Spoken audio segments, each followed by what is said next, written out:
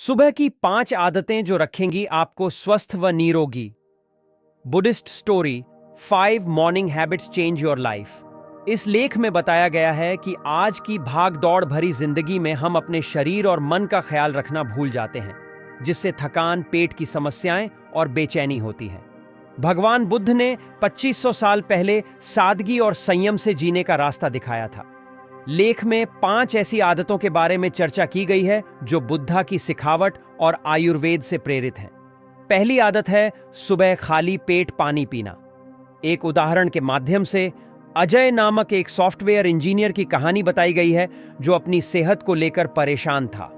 उसने एक बौद्ध भिक्षु से सलाह ली जिसने उसे सुबह खाली पेट हल्का गर्म पानी पीने की सलाह दी। अजय ने इस सलाह को अपनाया और धीरे धीरे उसकी सेहत में सुधार होने लगा। पानी पीने से उसके पेट की गैस और भारीपन कम हुआ, नींद बेहतर हुई और उसका चेहरा फिर से खिलने लगा। आयुर्वेद के अनुसार सुबह पानी पीने से शरीर की शुद्धि होती है और यह पाचन तंत्र को सक्रिय करता है। यह आदत न केवल शरीर को डिटॉक्स करती है बल्कि मन को भी शांत करती है। अजय ने पानी पीने का सही तरीका भी सीखा, जिससे उसकी सेहत में और सुधार हुआ। अब अगली आदत के बारे में जानने के लिए आगे बढ़ते हैं। अजय की कहानी के बाद रिया की समस्या पर ध्यान केंद्रित किया गया है। रिया, जो हमेशा खाना खाने के तुरंत बाद पानी पीती थी, को पेट में दर्द और भारीपन का सामना करना पड़ता था। उसकी दादी ने उसे संयम रखने की सलाह दी और एक आयुर्वेदिक गुरु से मिलवाया।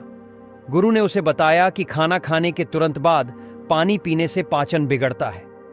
रिया ने गुरु की सलाह मानी और खाना खाने के 1 घंटे बाद पानी पीना शुरू किया। पहले कुछ दिन उसे प्यास लगी, लेकिन उसने संयम रखा। धीरे धीरे उसे हल्कापन महसूस हुआ और उसकी गैस की समस्या भी खत्म हो गई। आयुर्वेद के अनुसार खाना खाने के बाद पानी पीने से पाचन की अग्नि कमजोर हो जाती है, जिससे गैस, भारीपन और कब्ज जैसी समस्याएं होती हैं।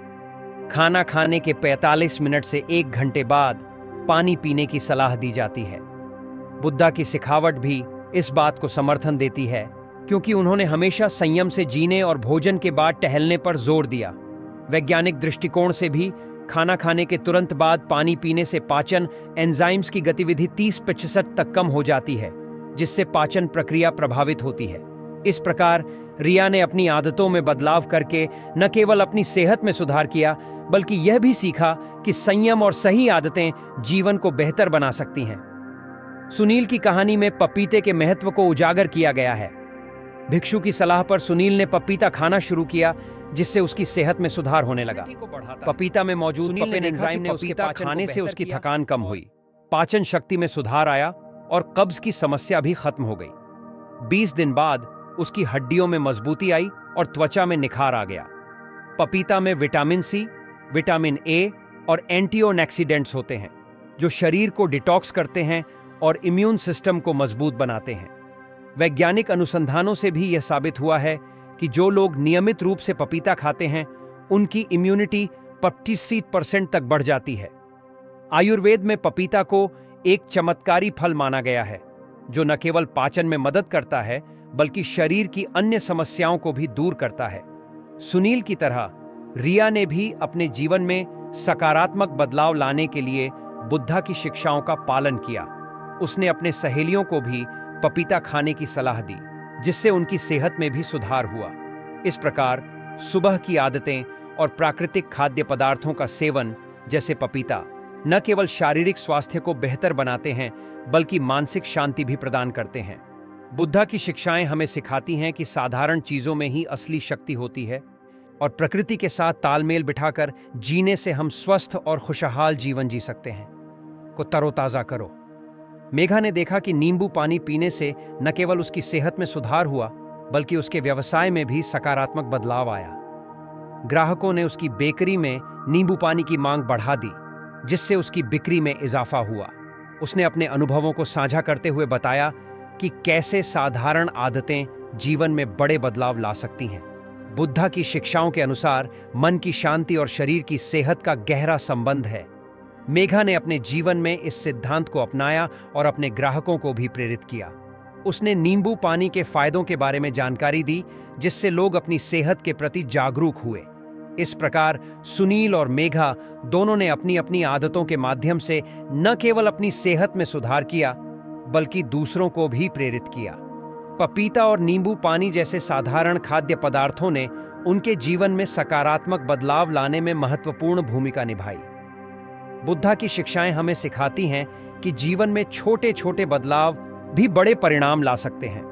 नियमित रूप से स्वस्थ आदतों को अपनाकर हम न केवल अपनी सेहत को बेहतर बना सकते हैं, बल्कि अपने आसपास के लोगों को भी प्रेरित कर सकते हैं। इस तरह साधारण चीजों को अपनाकर हम एक स्वस्थ और खुशहाल जीवन जी सकते हैं।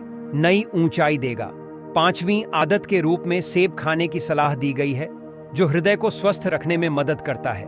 बेंगलुरु के रोहन ने अपनी जीवन शैली में तनाव और उच्च कोलेस्ट्रॉल की समस्या का सामना किया। उसकी पत्नी ने उसे अपनी सेहत का ध्यान रखने के लिए प्रेरित किया। बौद्ध मंदिर में एक भिक्षु से मिलने के बाद उसने सादगी की शक्ति को समझा। भिक्षु ने उसे बताया कि रोजाना एक सेब खाने से उसका कोलेस्ट्रॉल कम हो सकता है। रोहन ने भिक्षु की सलाह मानी और हर दिन एक सेब खाना शुरू किया।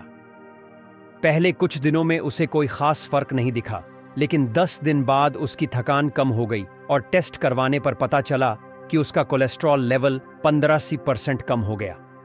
20 दिन बाद उसका वजन भी कम हुआ और उसने महसूस किया कि उसका हृदय स्वस्थ है। भिक्षु ने बताया कि सेब में फाइबर और एंटीऑक्सीडेंट्स होते हैं, जो हृदय के लिए फायदेमंद हैं। आयुर्वेद में सेब को हृदय के लिए औषधि माना जाता है। सेब में मौजूद पेक्टिन बैड कोलेस्ट्रॉल को कम करता है और गुड कोलेस्ट्रॉल को बढ़ाता है। रोहन ने सेब को विभिन्न तरीकों से खाना शुरू किया, जिससे उसकी भूख नियंत्रित रहने लगी। उसने अपने बिजनेस पार्टनर्स को भी सेब खाने की सलाह दी और उनमें से एक ने बताया कि उसका कोलेस्ट्रॉल कम हो गया। इस प्रकार बुद्धा की सिखावट और आयुर्वेद ने न केवल रोहन की सेहत में सुधार किया, बल्कि उसके दोस्तों की भी मदद की। हर दिन एक सेब खाने के लिए कुछ प्रैक्टिकल टिप्स दिए गए हैं, जैसे कि सेब को छिलके सहित खाना और डायबिटीज के मरीजों के लिए सीमित मात्रा में सेवन करना। इन आदतों को अपनाकर व्यक्ति अपने हृदय को स्वस्थ रख सकता है। बुद्धा की सिखावट और आयुर्वेद के अनुसार सादगी और संयम से जीने में सच्चा सुख है। इन 5 आदतों को अपनाने से थकान, पेट की समस्याएं और बेचैनी दूर होगी और मन को शांति मिलेगी। अब समय है बदलाव का और इन आदतों को आज से अपनाने का कहा गया है।